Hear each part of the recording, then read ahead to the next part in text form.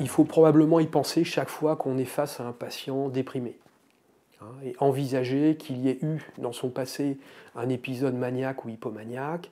et si on ne le met pas en évidence facilement par notre interrogatoire au cours de l'entretien clinique, eh bien, il faut le rechercher et finalement garder cette hypothèse suffisamment longtemps pour la remettre peut-être en évidence ultérieurement. En l'absence d'épisodes maniaques ou hypomaniaques retrouvés à l'interrogatoire ou par notre questionnaire MDQ,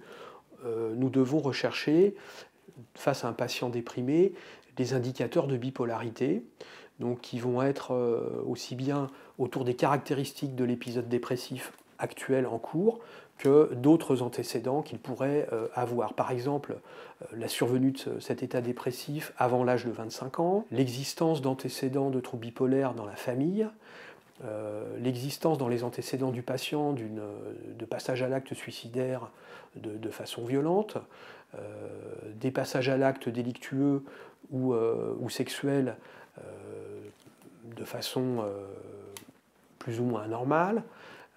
des réponses atypiques, voire des virages maniaques aux antidépresseurs, donc des absences de réponse ou bien carrément un virage maniaque aux antidépresseurs,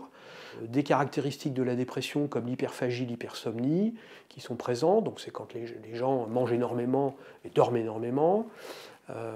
et puis on a également ce qu'on appelle les caractéristiques psychotiques congruentes avec l'humeur, c'est-à-dire que le patient déprimé va exprimer des sentiments délirants de négation d'organes, de sentiments de ruine intérieure, donc c'est le fameux syndrome de Cotard, qui est extrêmement grave, sévère et qui donc est caractéristique de la psychose mélancolique.